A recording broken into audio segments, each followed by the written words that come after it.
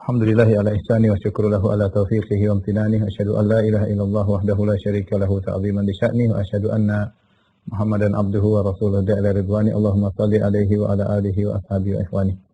Pada para jamaah Masjid As-Sunnah Bintaran yang dirahmati Allah Subhanahu wa taala, pada pembahasan kali ini kita akan masuk dalam pembahasan yang baru, itu tentang kitabus salat ya. Jadi tentang kitabus salat. Dan di permulaan ini kita akan bahas tentang muqaddimah yang terkait dengan kitabus salat ya, muqaddimah. Ada beberapa poin-poin yang akan kita bahas di muqaddimah ini ya, di antaranya tentang makna salat ya. Yang pertama ada tentang makna salat.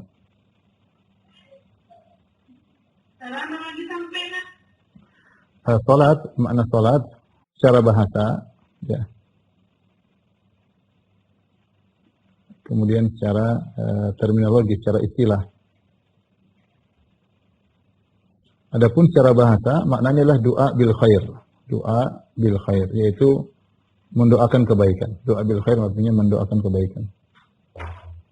Seperti firman Allah Subhanahu wa taala, "Wa shalli 'alaihim inna salataka sakanun lahum." Ya, ketika Allah Subhanahu wa taala menyuruh Nabi sallallahu alaihi wasallam mendoakan orang yang bayar zakat, khudz min amwalihim shadaqatan tutahhiruhum wa tuzakkihim. Ya, kemudian kata Allah, wa shalli alaihim, doakan mereka, yaitu doakan ampunan bagi orang yang bayar zakat. Adapun secara istilah namanya salat ya, adalah aqwalun af'alun makhsusah ya, tuftatahu bitakbir wa tuftatamu bitaslim. Istilah adalah perkataan atau bacaan-bacaan dan perbuatan-perbuatan khusus yang dibuka dengan takbir dan diakhiri dengan taslim. Yang kita tahu ya, ini sekedar istilah saja dengan salam ya. Inilah yang disebut dengan salat ya, secara istilah ya. Insyaallah kita paham. Kemudian yang kedua yang mau kita bahas adalah dari mukadimah ini tentang hikmah dan rahasia salat.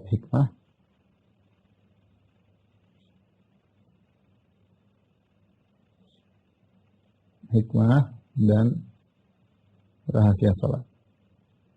Bagaimana yang disebutkan oleh penulis kitab Al-Fiqhul Manhaji. Kenapa kita dianjurkan untuk salat? Ada 4 poin yang para penulis ya, sebutkan. Ya di antaranya hikmah tersebut ya. Yang pertama agar seorang sadar statusnya sebagai hamba. Ya. Sebagai hamba, dia lupa ya bahwasanya dia itu diciptakan oleh Sang Pencipta. Oleh karena yang sebagai bukti dia sebagai hamba, dia sujud kepada Sang Pencipta tersebut. Ya, selalu mengingatkan dirinya bahwasanya dia adalah seorang hamba dan dia diciptakan oleh Allah. Dengan salat yang berulang-ulang mengingatkan dia kembali.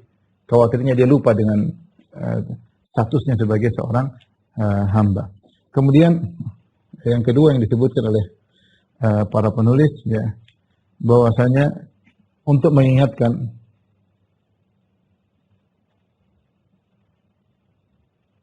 bahwa penolong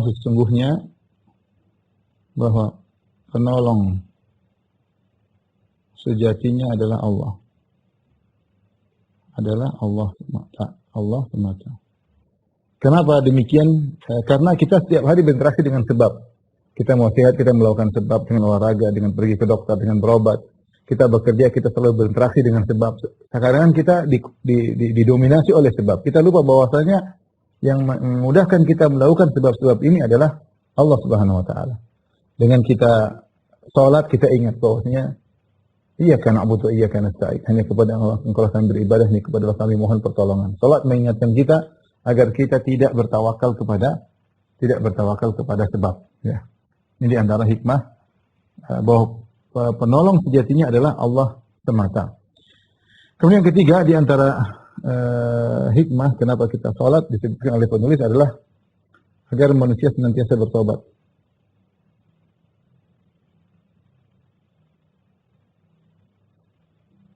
Manusia tidak luput dari namanya maksiat ya. Antara subuh sampai zuhur dia melakukan maksiat, antara zuhur mungkin sampai asar melakukan maksiat dan seterusnya. Maka di antara hal yang bisa menghilangkan dosa-dosanya adalah dengan dia banyak salat ya. Sebagaimana Rasulullah menggambarkan masalu as-salawatil khams kamathali nahrin jarin ghamrin ala abbabi ahadikum. Perumpamaan salat 5 waktu itu seperti sungai yang mengalir dengan air yang berlimpah di pintu rumah kalian. Bayangkan depan pintu.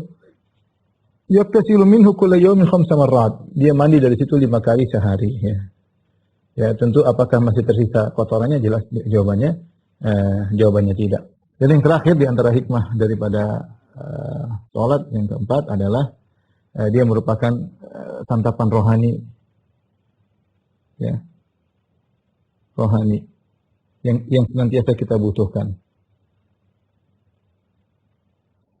Sebagaimana ingat kata Nabi SAW, ya Bilal arihna bis salat. Kata Nabi SAW, ya Bilal arihna bis salat. Wahai Bilal, istirahatkanlah kami dengan salat. Bagi Nabi, salat adalah istirahat.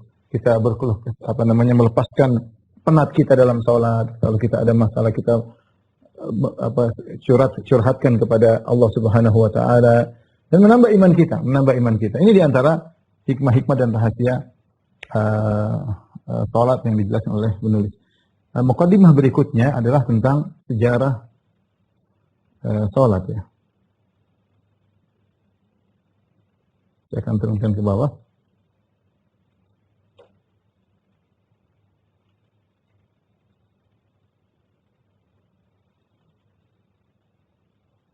Sejarah salat.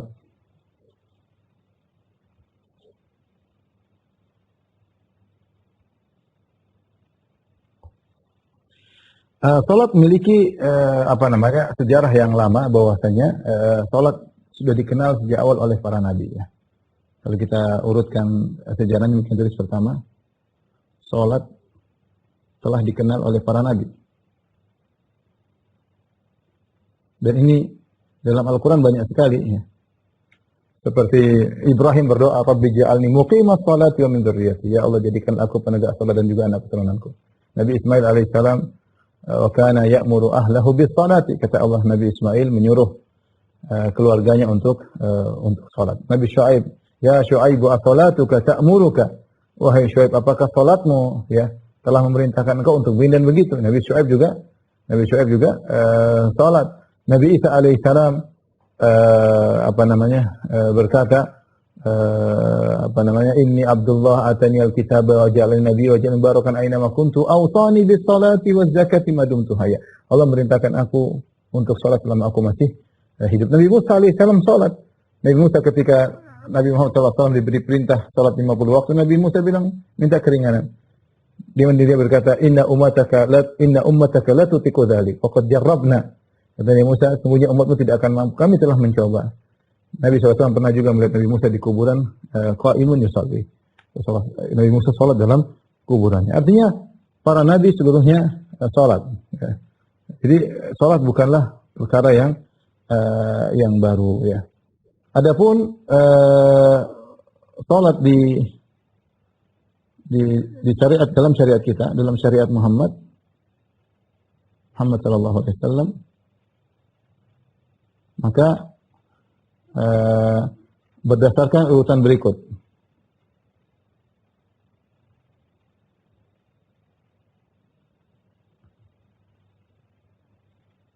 Yang pertama, ikhwan dan akhwat yang dirahmati Allah Subhanahu wa taala, para jamaah Masjid As-Sunnah yang dirahmati Allah Subhanahu wa taala, yang pertama adalah salat 2 rakaat di pagi dan petang hari. Ini di awal. Ya.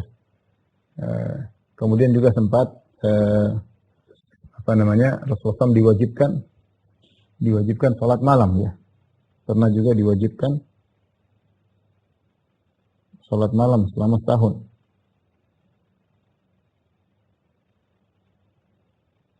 Tahun ya.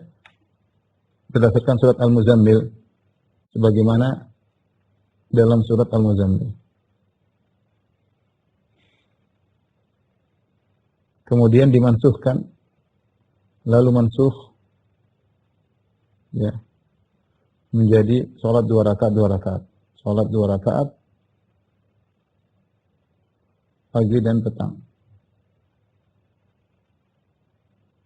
Setelah itu menjelang hijrah, Isra Mi'raj. Menjelang hijrah terjadi Isra Mi'raj sehingga sholat menjadi 5 waktu dalam sehari semalam. Jadi wajib 5 waktu sehari semalam, ya. 5 waktu sehari semalam. Tetapi ketika itu 5 waktu sehari semalam masih 2 rakaat, 2 rakaat. 2 rakaat, belum 4 rakaat. 2 rakaat, 2 rakaat. Kemudian ketika itu masih menghadap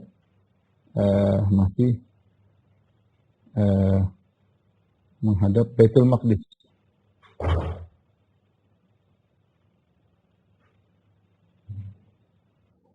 Kemudian setelah itu Rasulullah SAW berhijrah, ya.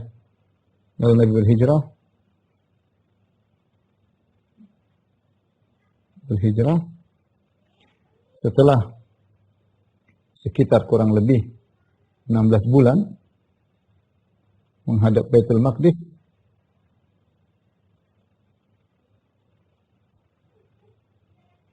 Lalu menghadap Ka'bah,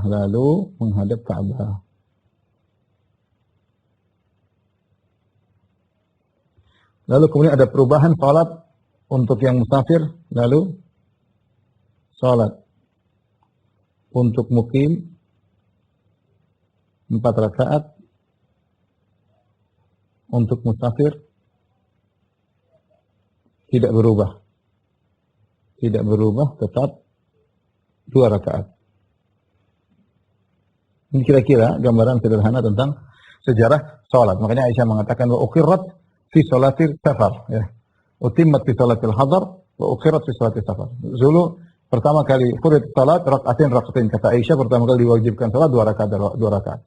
Kemudian ketika safar ditetapkan tetap 2 rakaat, ketika tidak safar jadi 4 rakaat, dan itulah maksudnya salat subuh, maksudnya salat zuhur, asar dan isya. Ini kira-kira adalah tentang sejarah salat, ya. Adapun kedudukan salat tentu sangat banyak, ya. Kita tidak bisa tuliskan. Kedudukan salat adalah rukun Islam yang kedua, ya, ibadah yang sangat dicintai oleh Allah Subhanahu wa taala. Karena saking dicintainya maka Allah ingin, sampai Nabi ingin salat 50 waktu sehari semalam, menunjukkan cintanya Nabi kepada ibadah ini. Oleh karenanya ibadah yang paling banyak variasi salat sunnahnya adalah salat. Banyak sekali salat ini, salat anu, belum selain salat 5 waktu, tapi variasi salat sangat banyak.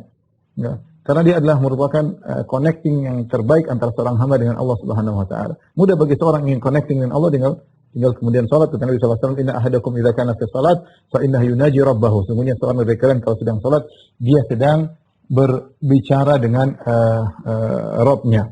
Kemudian orang semakin banyak sujud semakin dekat dengan Allah. Kata Allah Subhanahu wa taala, "Wasjudu waqtarib." Sujudlah dan dekatlah. Sujudlah dan dekatlah. Anda ingin dekat dengan Allah, gampang. Banyak sujud. Banyak sujudnya akan dekat dengan Allah, otomatis dekat dengan Allah Subhanahu wa taala. Ya, akan diangkat derajatnya oleh Allah. Innaka lan tasjud sajdatan lillah illa rafa'aka Allahu biha khati'ah wa illa rafa'aka Allahu biha darajah wa hatta anka biha khati'ah. Tidaklah engkau sujud satu sujud saja karena Allah, kecuali akan diangkat derajatmu dan akan dihapuskan dosa-dosamu. Semakin kita banyak sujud, semakin dekat dengan Allah. Makanya bisa jadi ada seorang, mungkin kita rendahkan, mungkin ekonominya kurang, mungkin penampilannya sederhana, mungkin kita memandang dengan merendahkan, tapi dia sangat tinggi di sisi Allah. Kenapa? Dia suka salat. Dia menjadikan salat adalah hobinya. Suka untuk salat, suka untuk sujud, ya. Oleh karenanya seorang berusaha memiliki hafdzun wafir, memiliki bagian yang banyak dari salat. Dan keutamaan salat sangatlah banyak. Di antaranya salat juga menjadi cahaya. Wa salatu nurun, kata Nabi SAW, salat adalah cahaya.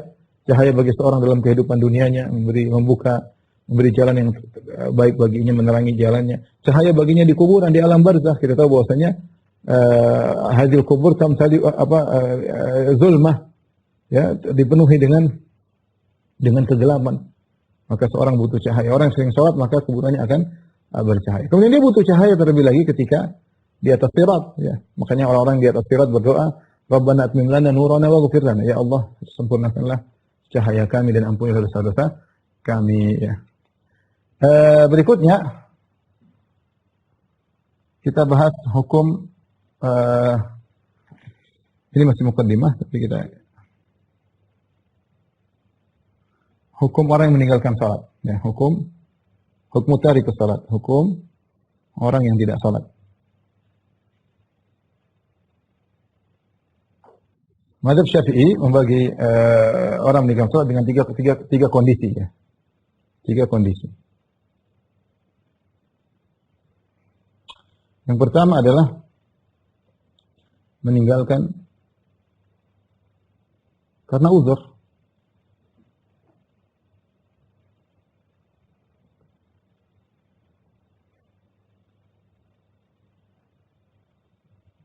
Seperti ketiduran, seperti lupa, ya. Maka ini tinggal dikerjakan aja, ya. Jika uzur hilang tinggal dikerjakan. Tidak mengapa. Tinggal diqadha, dan ini tidak mengapa, ya, tidak mengapa. Yang kedua adalah meninggalkan salat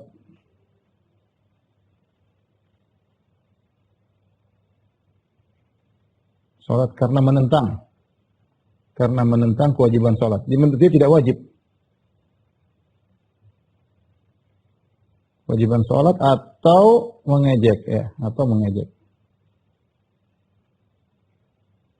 Maka ini kalau dia tinggal, kata para ulama, kalau dia tinggal di daerah yang bukan tempat kaum muslimin, maka diajarin. Mungkin dia bodoh, ya. Jika dia bodoh, ya, jika dia baru masuk Islam, atau tinggal di kompleks atau tempat tinggal orang-orang kafir sejak kecil, di daerah orang-orang kafir,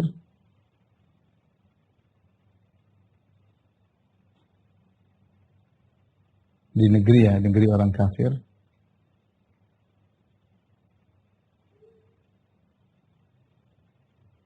maka diajari,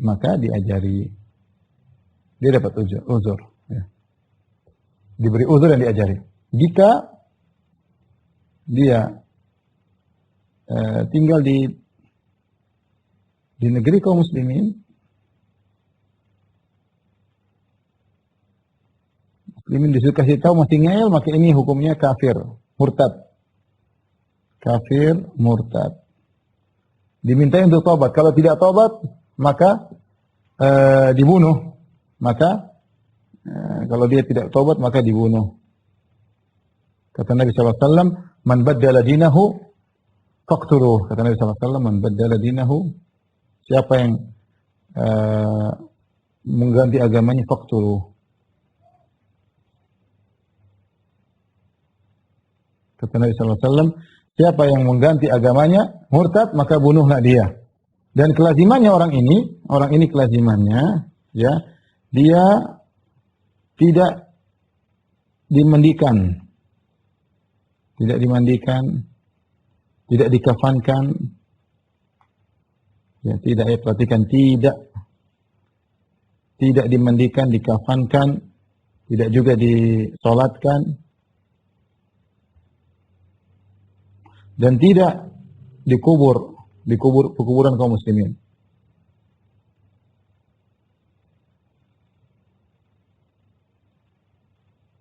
Kenapa? Karena dia murtad. Ini adalah yang kedua, meninggalkan. Dan ini seperti orang yang merasa dia sudah tidak perlu wajib sholat lagi karena sudah mencapai derajat hakikat. Saya tidak perlu sholat lagi.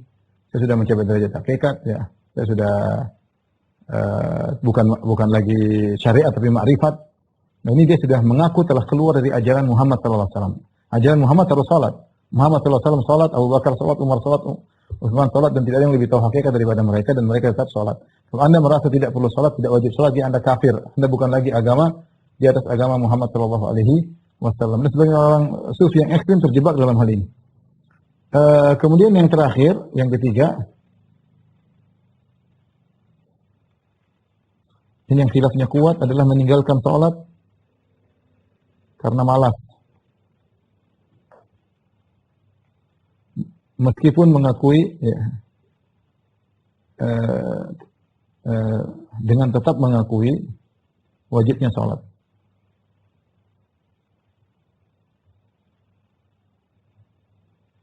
Wajibnya sholat. Apa hukum orang ini? Khilaf di kalangan para ulama. Khilaf. Hukum orang ini khilaf, ya. Tapi menurut mazhab Syafi'i dia hanyalah tidak sampai kafir, tidak sampai murtad. Dia pelaku dosa besar. Menurut mazhab Syafi'i,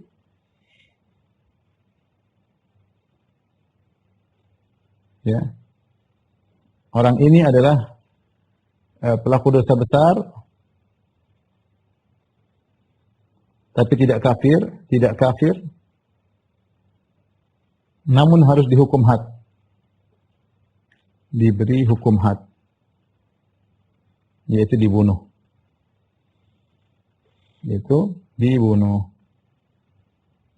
Dibunuh jika dia tidak bertobat, ya. Jadi kalau yang kedua meninggalkan salat karena menentang kewajiban, dia yuktalu riddah, ya, dipukul karena hukum riddah, dibunuh karena hukum murtad.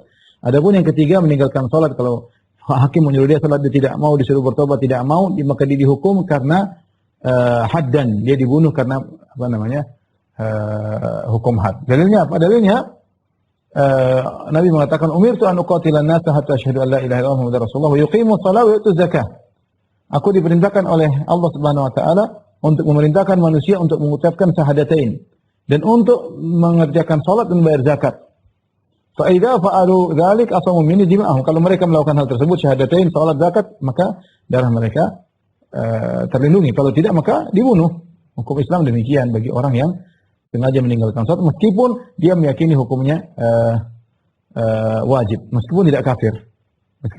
Tapi dihukum. Oleh karenanya orang seperti ini ketika dihukum dia mati, maka entah dia mati karena dihukum had, atau karena mati karena sakit, atau karena yang lainnya, maka dia tetap dikuburkan di pekuburan kaum muslimin, tetap dimandikan, tetap disolatkan, tetap dikafankan, dan tetap hartanya diwariskan, ya.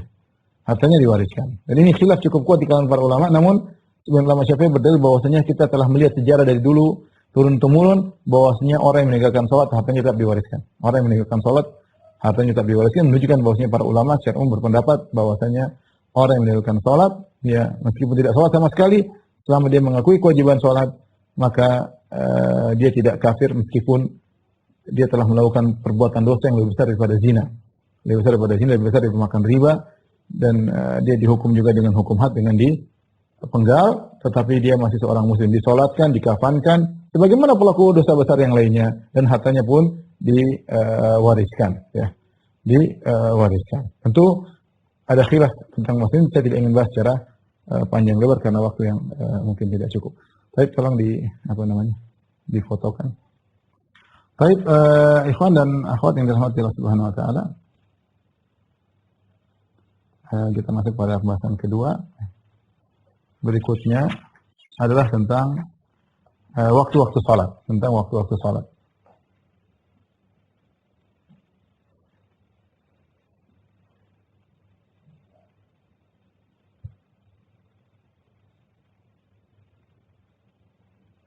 Waktu salat itu waktu-waktu salat.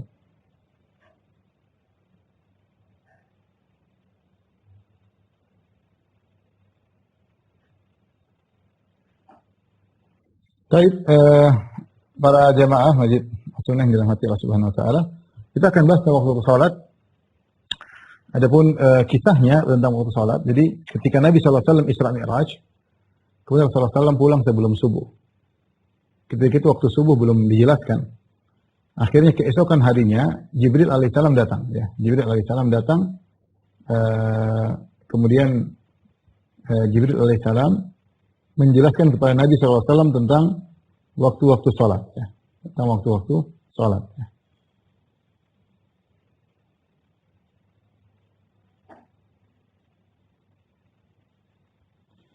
Mulai pertama kali waktu yang dijelaskan oleh Jibril adalah waktu zuhur.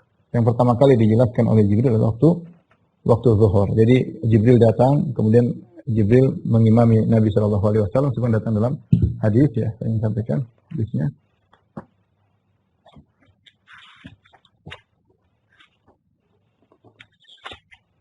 Saya bacakan dari Ibnu Abbas radhiyallahu taala anhuma, anna Nabi sallallahu alaihi wasallam qala, Rasulullah SAW bersabda, "Ammani Jibril indal bait marratain." Jibril mengimamiku di Ka'bah 2 kali. Fa shalla adh-dhuhra fil marra ula hina kana al-fay' misla asy-shirak. Dia pertama salat zuhur di waktu di waktu yang di awal kali ya. Di ketika bayangan seperti tali sendal itu masih tipis. Kemudian Jibril mengimamiku sholat asar, ya. Kemudian setelah itu sholat maghrib, kemudian tatkala matahari tenggelam, dan ketika orang berbuka puasa, kemudian sholat isya ketika mega merah di langit hilang. Kemudian sholat subuh hina barakal fajar, ketika terbit fajar, ya, yaitu ketika orang dilarang untuk makan lagi bagi yang berpuasa. Kemudian hari berikutnya, wa shalla fil marrati tsaniyah. Ketika hari kedua, Jibril sholat dengan waktu yang berbeda. Beliau sholat zuhur, hina kana dhillu kulli syai'in mislahu. Ketika bayangan benda